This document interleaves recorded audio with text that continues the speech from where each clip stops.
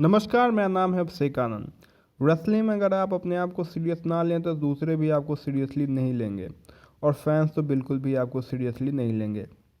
यह बात एकदम सटीक है, क्योंकि अगर ऐसा नहीं होता तो आज हम ब्रॉक लेसनर को कॉमेडी करते हुए देखते हैं। ब्रॉक लेसनर हर किसी से हारते फिरते, अगर ब्रॉक लेसनर हर किसी से हारते तो उनका कोई महत्व नहीं होता।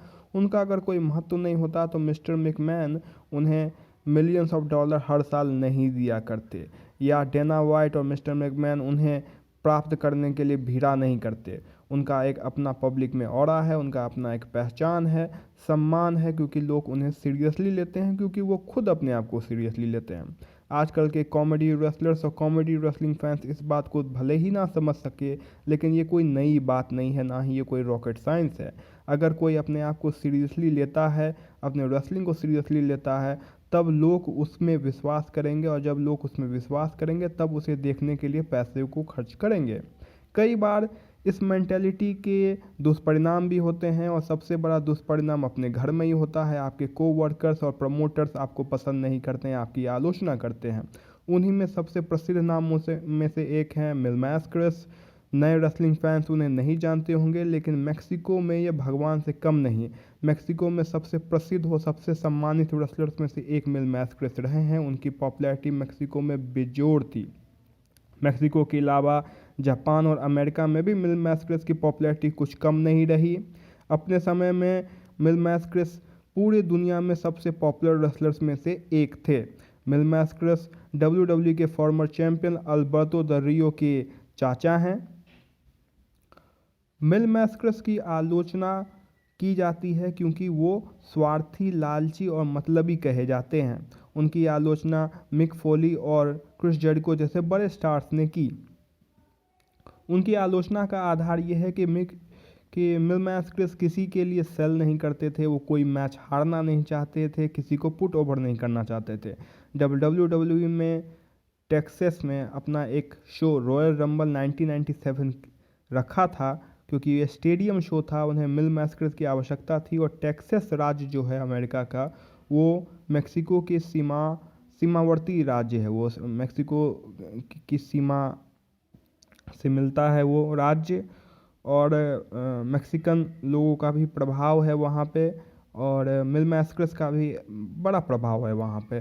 तो मिल मैस्करस के कार्ड पे होने से आपको टिकट बेचने में सहायता होती, और मिल मैस्करस की पॉपुलैरिटी आपको फ़ायदा करती, और इसीलिए मिल मैस्करस को भी बुक किया गया था उस शो में, रॉयल रंबल मैच में। मिल मैस्करस का शर्त था कि कोई उन्हें एलिमिनेट नहीं करेगा, इसीलिए वो खुद अपने आप को एलिमिनेट उन्होंने किया। मिल मैस्करस किसी से हारना नहीं चाहते थे। इसको लेके उनके आलोचक उनका मजाक भी उड़ाया करते थे, उनकी शिकायतें भी किया करते थे, और उनकी भरपूर चुगली की जाती थी। मिल मैस्करस के ऊपर चर्चा करते हुए कोनैन अपने आप में एक बहुत बड़े स्टार हैं और मैक्सिकन रेसलिंग के एक लेजेंड है। वो बताते हैं किस प्रकार से मिल मैस्करस शुरुआती दौर में बड़े ही अड़ियल और बड़े ही बदतमीज किस्म के आदमी उन्हें लगे। वो बताते हैं कि पहला अनुभव जब उन्होंने मिल मैस्करस को देखा था, क्योंकि वो रेसलिंग फ़ैन थे और मिल मैस्करस मेक्सिको में किसी भगवान से कम नहीं, वो फ़ैन की तरह वहाँ पर गए और उन्होंने कहा मिल मैस्करस को। मिल मैस्करस उस समय में अखबार पढ़ रहे थे, मैं आपका बहुत बड़ा फ़ैन हूँ, मैं आपका बहुत बड़ा प्रशंसक हूँ। मिल मैस्करस ने उन्हें भाव नहीं दिया। एक बार जब एक प्रमोटर ने तय किया था कि कोनैन को पुट ओवर, यानी कोनैन को पुट ओवर रेसलिंग में टर्म होता है जिसमें आप सामने वाले रेसलर को बेहतर दिखाते हैं और उसकी प्रतिष्ठा में बढ़ोतरी होती है, कई बार उसे जिताकर, या कई बार मैच में वो अगर हारता भी है फिर भी उसको बहुत बढ़िया ऑफेंस देकर, उसके बढ़िया दिखाकर, ये होता है मैच को कम्पिटिटिव बनाकर।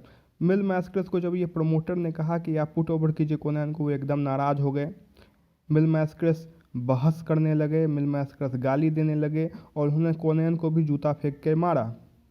कोनैन बताते हैं कि किस प्रकार मिल मैस्करस अपने आप को अजीबोगरीब हद तक सीरियसली लिया करते थे। मैक्सिकन कल्चर में ऐसा है कि मेक्सिको में रेसलिंग जो होता है उसमें मास्क रेसलर्स आपको मिल जाएंगे। मास्क रेसलर्स जो मास्क पहनते हैं वो मास्क को काफ़ी सीरियसली लिया करते हैं। उनके कल्चर में एक बहुत बड़ा योगदान है इसका। कई रेसलर्स मेक्सिको में जब उनका अंतिम संस्कार होता है तो उन्हें मास्क के साथ ही दफन किया जाता है, यह भी उसका कल्चर रहा है।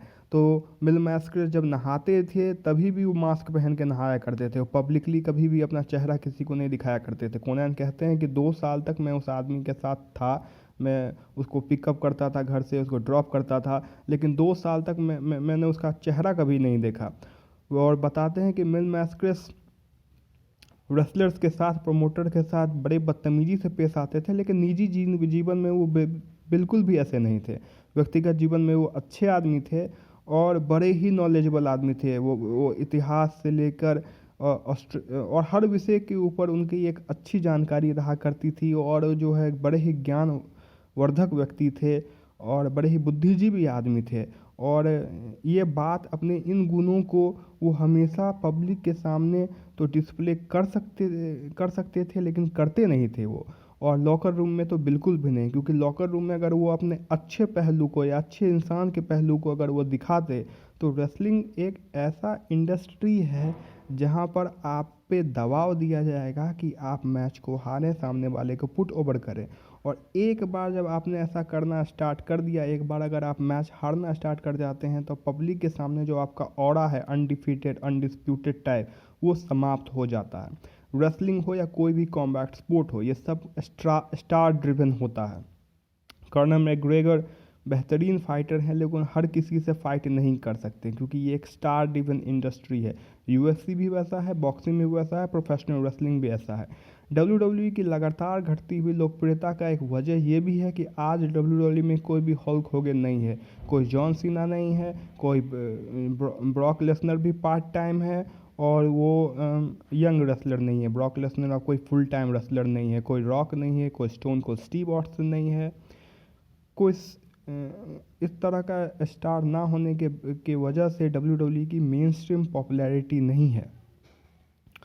जब तक आप स्टार नहीं बनाएंगे तब तक आपकी पॉपुलैरिटी नहीं बढ़ पाएगी। यूएफसी में भी हम लोग देखते हैं कि कबीब हो, चाहे कॉनर मैकग्रेगर हो, चाहे वो जब ब्रॉक लेसनर वहाँ थे तब, या रोंडा राउजी हो, ये फाइटर्स बहुत बड़ा प्रभाव डालते हैं, प्रभावशाली फाइटर्स होते हैं।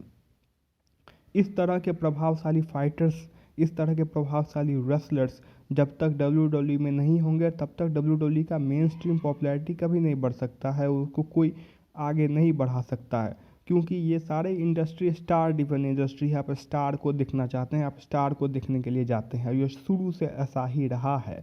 50-50 बुकिंग जो डब्ल्यूडब्ल्यूई का मेंटेलिटी है कि कोई जीते कोई हारे कोई फ़र्क नहीं पड़ता, इसी के वजह से वो स्टार नहीं बना पाते हैं। मिल मास्कर्स जैसे लोग जो कभी मैच नहीं हारना चाहते थे, वो डिटर्मिन्ड थे कि हमको हर मैच जीतना है, वही वजह था जिसके वजह से वो इतने बड़े स्टार बन पाए।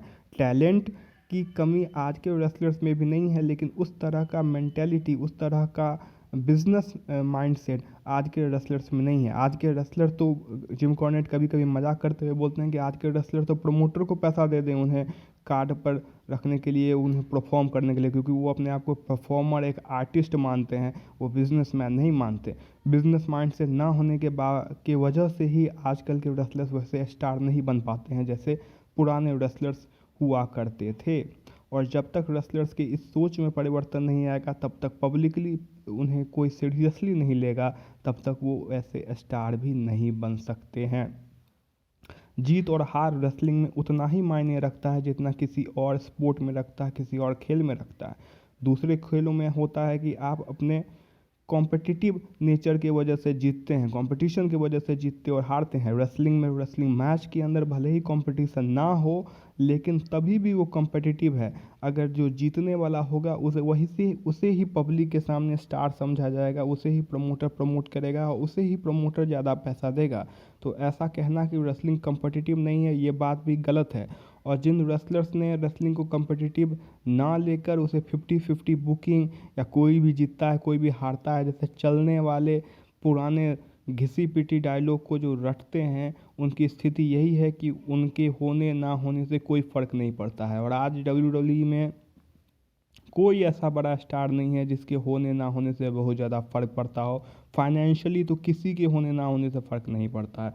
जॉन सीना के जाने से WWE के रेटिंग में बेशक फ़र्क पड़ा, लेकिन फाइनेंशियली उन्हें कोई फ़र्क नहीं पड़ा। WWE उसके बावजूद रिकॉर्ड तोड़ बिजनेस कर रही है। रोमन रेंस के जाने के बावजूद WWE रिकॉर्ड तोड़ बिजनेस कर रही थी। उनकी रेटिंग भले ही घटी, उसके बावजूद वो रिकॉर्ड तोड़ बिजनेस कर रहे थे, क्योंकि उनका बिजनेस मॉडल अलग है। लेकिन यह बिजनेस मॉडल पॉपुलैरिटी के ऊपर बेस है, और लॉन्ग टर्म पॉपुलैरिटी तब तक मेंटेन नहीं की जा सकती जब तक आपके पास एक मेन स्ट्रीम सुपरस्टार ना हो। WWE ये गलती लगातार किए जा रहे हैं, सालों साल WWE ने इस गलती को किया है। उसका परिणाम स्वरूप ये रहा कि आज कोई ऐसा रेसलर नहीं है जिसको देखने के लिए पब्लिक एक्साइटेड हो और जिसको देखना चाहे। इसीलिए अगर आपके कोवर्कर्स आपको पसंद करे या ना करे, कोई अपने किताब में आपकी आलोचना करे ना करे, उससे फ़र्क ना पड़ना चाहिए, बल्कि आपको रेसलिंग को सीरियसली लेना चाहिए। तब आपको सीरियसली लिया जाएगा, तब आप बेहतर पैसा कमा पाएंगे, बेहतर स्टार बन पाएंगे, और तब आप एक मेन स्ट्रीम सुपरस्टार हो पाएंगे। धन्यवाद।